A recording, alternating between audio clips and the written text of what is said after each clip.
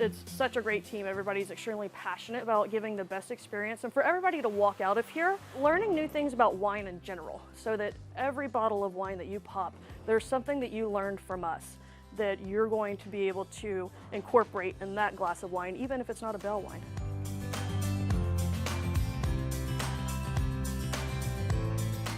Today we have Hillary Cole, Direct-to-Consumer Manager at Bell Wine Cellars. Welcome, Hillary. Hi, Jane.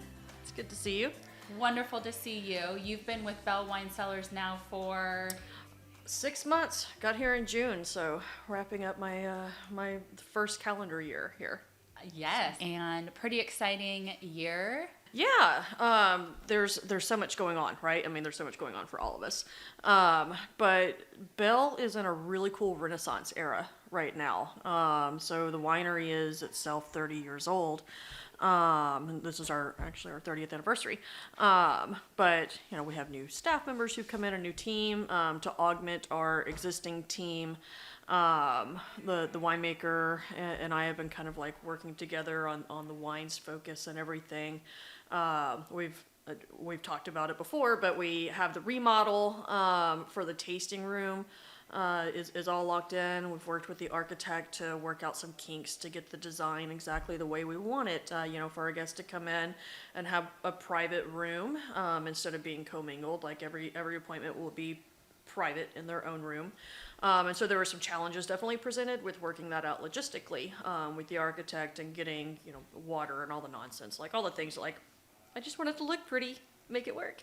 And Yeah. so just those conversations to get everything together for the new tasting room. But that is settled, and we are, permits are in place. We're good to break ground. We're hoping to break ground on it in January. It's most likely going to be March when we do. If we get some miracles that come our way, and we all know the supply chain issues, which is one of the major issues right now, is just getting the materials. If by some miracle the materials are here next month, we'll be breaking ground. Get It's gonna be going. very exciting. Yeah. Very exciting. Well, it Yeah. certainly looks beautiful on the exterior. Definitely upgrades out there. And as we're in the winter months, obviously less people wanting to be cold Right. wine tasting outside, but Right. having an aesthetically pleasing and comfortable interior is going to be so exciting. Yeah. Like right now, it's still, even though it's December, it does get to a really nice ambient temperature, like between 12 and 3. But just for the purposes of that morning, and also it's just nice to have like a nice, comfortable indoor space. If you want to be outside, you can, but there's also the advantage of being inside available as well once the new tasting room is done. So exciting. Yeah. And a little bit of background about you. I mean, you have an amazing background, so if we can just tell the folks a little snippet. Let's see. So I'm coming up on 10 years in wine professionally. A little over 20 years drinking wine, not always very professionally. Gotta have fun. But that's definitely where the love began, right? Doesn't it always? So no, I started out in the United States Air Force. Spent 10 years with that, working in intelligence in Washington, D.C. And had some deployments around and everything. Specifically worked in counterterrorism. Started out as a Russian linguist, then went into counterterrorism. So did that for 10 years and decided that wine was probably going to be more fun. So while I was in that world, I'd gotten introduced to wine in Milan, like really heavily introduced to Milan, to wine in Milan. And it just became a serious part of my life with like, what an interesting beverage. I remember the first time that I stepped foot on a winery in Italy. There was almost like there was this very real transfer of energy that I still get goosebumps from it today. Like I remember stepping foot on the vineyard and feeling like I was at home. Like it was a very powerful, Yes. grounding thing for me, like a very connected thing. And so wine became a big part of my life as far as like, what is it about this thing that grabs me? So that was, when I was in that life. And when I got out of that career field and kind of, trying to figure out what I wanted to do, one night I just was swirling a glass of Barolo. And one of the things I loved about my intelligence career was all the different parts of humanity that you have to learn to do the job that I was doing. Like I love people. I love knowing about different places and different cultures and everything.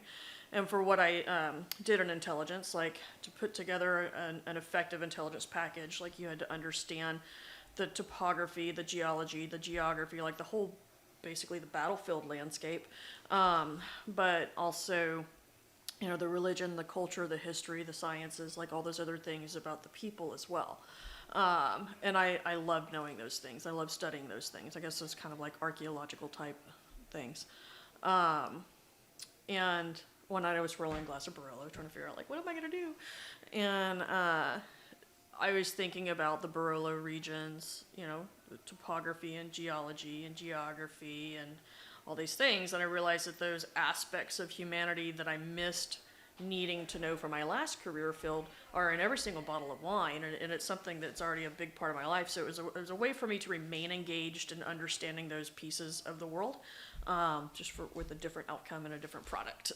Absolutely. Makes sense. That's so neat. So that's how it began. What I found though was that wine at the time, like the Somm films had just come out and everything, and everybody knew what a sommelier was, and I was not a sommelier.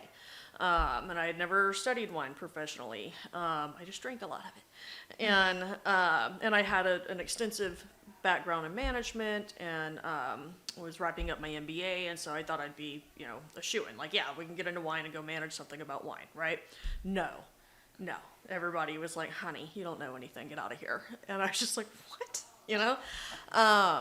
And I think it's probably easier to get into wine now, but at the time, with no certification, there was no getting into wine management at all. So I went to go bartend at Seasons 52 in Sacramento. I was there for a little over a year while I started taking the sommelier certification exams and everything, and ended up from that job.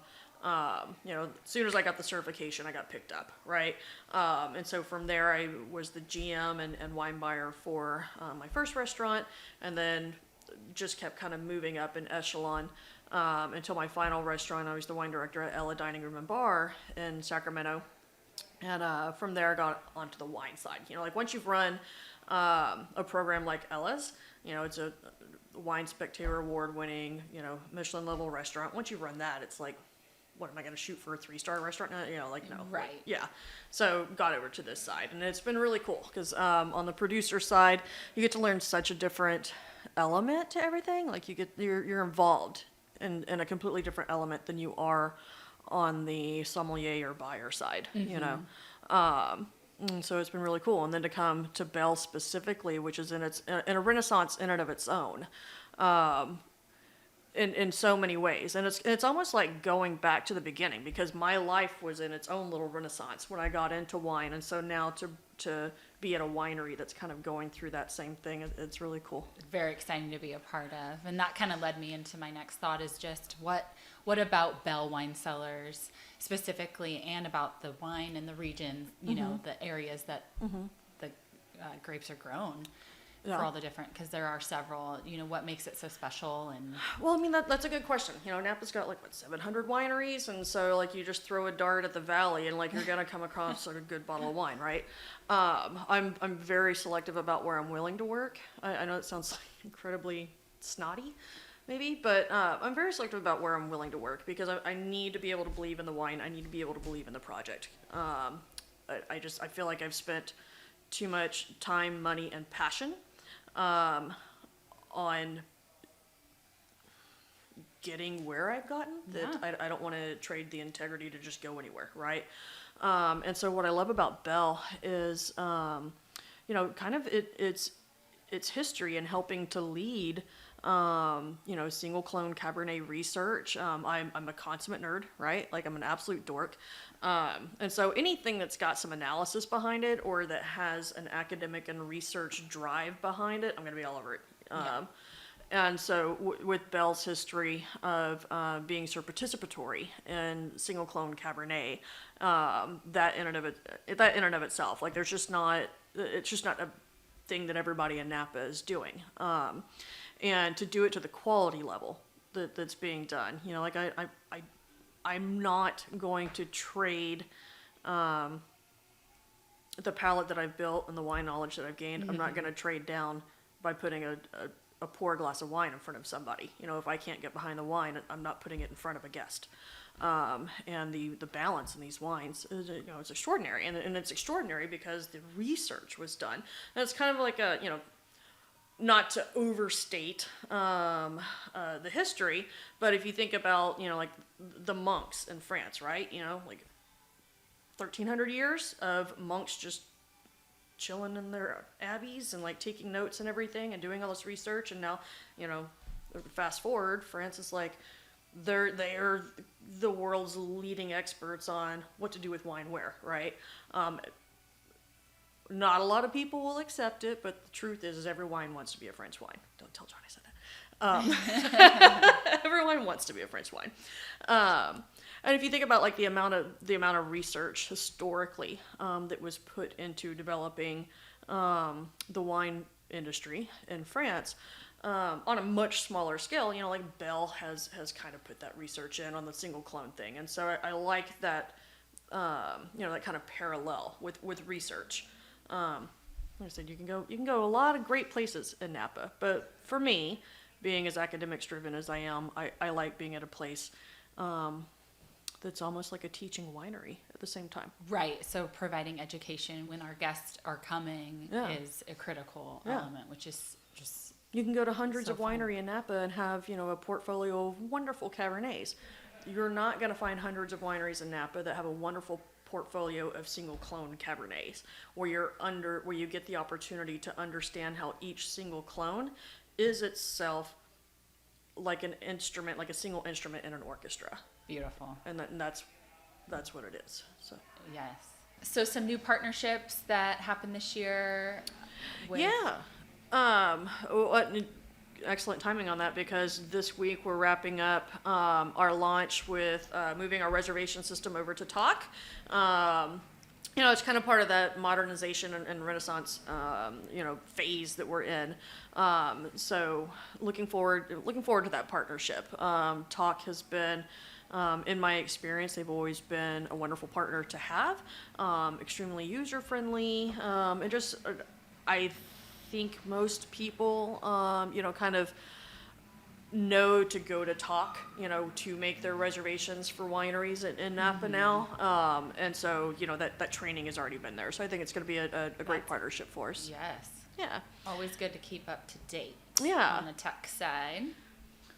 And then also, as far as partnerships within kind of this community, this wine community, Somsation. Yeah. Is a newer. Somsation, great. I'm really excited for this partnership. So Somsation, they are a startup. Like they've literally just launched themselves in the last couple of weeks, and we're going to be one of their you know, first out the gate partnerships that they're starting with as well.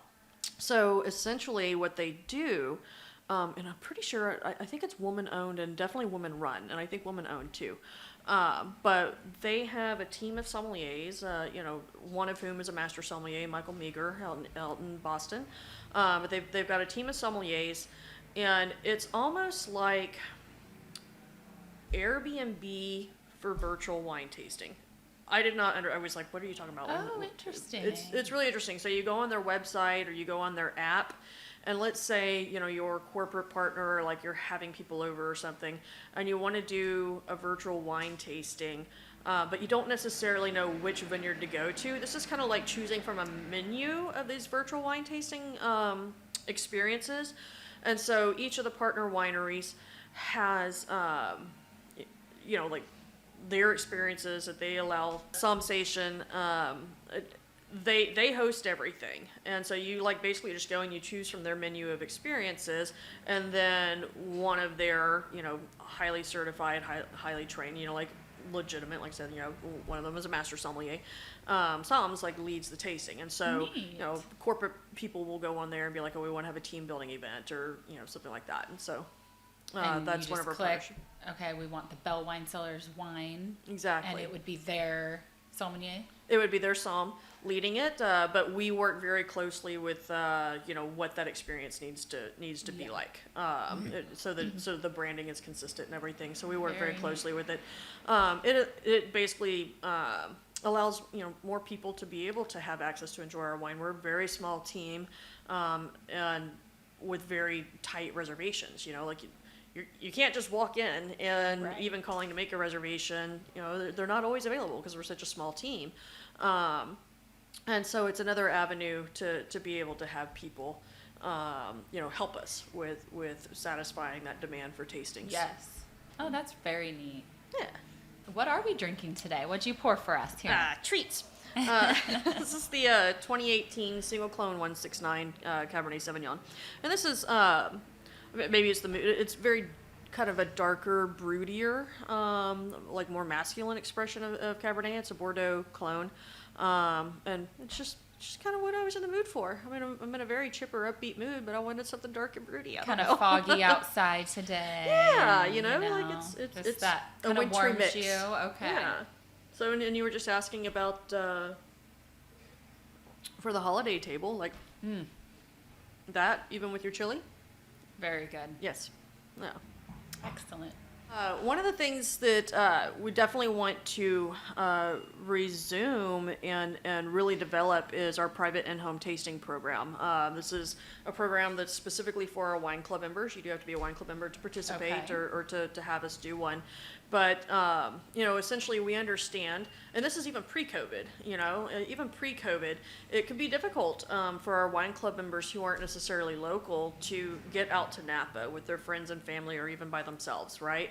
And we understand that, and so we developed this private in-home program for our wine club members so that we can come to them and we can bring the valley to them. Especially for those members who don't live locally. It's one of the perks of membership is being able to come and bring your family and everything and have complimentary tastings. Well, if you don't live here, you don't get to participate in that as much. Right. So we basically, if a member invites us out, I come out and bring the flight to them, the flight of wines to them, and it can be as simple or as extravagant as the member themselves wants it to be. We take care of the samples. We extend a bottle discount and shipping discount to their guests. All that we ask is that our members, and they've been really wonderful about this, and because it's actually pretty easy, we ask that our members, procure a guest list that will yield basically about 5 cases or $5,000 in sales from the tasting, and we use that to help cover our travel costs because we cover the rental car, the flight, the hotels, our per diem, like the meals and everything. Like we cover every single bit of our costs to come out to them. And so we just ask that their guests, understand that there's a minimum purchase that we'd like to see. But 5 cases, if you have 10 people there, that's easy. How fun. That Yeah. sounds great. So there'll be, kind of a renewed focus on that. And they choose like how many wines they would want, or you kind of put together different packages? Yeah, we could put together different packages. Usually it's like whatever we're doing on the tasting room flight we'll bring out, but everything is yes but, right? Like it's wine, everything is yes but. Customizable. Exactly. So, if somebody wants to focus on the clones instead, we're happy to do that. It's something that we love to do. I know I certainly miss doing it. And so, not everybody can get out here, so we'll come to you. Yeah, it's quite the experience, I'm sure, in your own home to be educated on a variety of amazing wines and food pairing if wanted. So that sounds like a great package. Yeah, it's always fun to drop in and say hi. Yes, well, I'll have you over soon. Thank you. Thank you. Do you travel for the holidays? Usually. I won't be this year. My family lives in New York, and, things are what they are right now. So I'm not traveling this year, but I am going to France in January. So I'm super excited for that. How exciting. Yeah, so stoked for that. That would be beautiful. Very ready to get back to Europe. My 2 prior trips were canceled thanks to 2020, so looking forward to a successful journey. Well, we look forward to hearing all about that. And anything in particular, different vineyards, wineries on your goal list? I'm kind of, usually when I go to Europe, what I do is I start in a metropolis, and then I rent a car, and then I drive from one place to another within 4 or 5 hours of each other, but that's all wine region. And then I end in another metropolis, and then the next year I pick up in the city where I left off the prior year and go forth. That's the way I usually conduct my travel. This time, just because of how everything is changed and everything, I decided to I'll spend a week in Paris, a week in Champagne, and then go back to Paris for a couple more days. Just kind of like keep it simple. But I have to hit my Champagne. And Champagne's only 90 miles from Paris, so it's a very easy drive. Do you end up buying there? Oh, yeah. Yeah. Yeah, And I you take get it travel shipped. suitcases. Oh. Yeah, I take wine suitcases. Because if you run across one of the things, helpful tip for you guys, not all the wineries that you may go to, like they may not all have importers already set up. And then there's issues with being able to buy the wine. Like you won't be able to take the wine with you or there's all the stupid alcohol laws. Everybody should be able to do what they want. But if you have a way to get it back yourself, like they won't be able to ship it to you if they don't already have an importer set up. So if you have a wine luggage or something with you to be able to buy it there and just take it back with you, then you can get around that, and then you just pay the customs on it, which is still like $3 a bottle. Oh. Yeah, That's It's great. not like hundreds of dollars. You're not getting like, oh my god, I have a $4,000 bill now. It's not like that. It's not Canada. Love it. How exciting. Well, have a great trip. Thank you. Thank you so much for joining us on our first podcast. Stay tuned for more. Cheers, Hillary. Thank you. Cheers.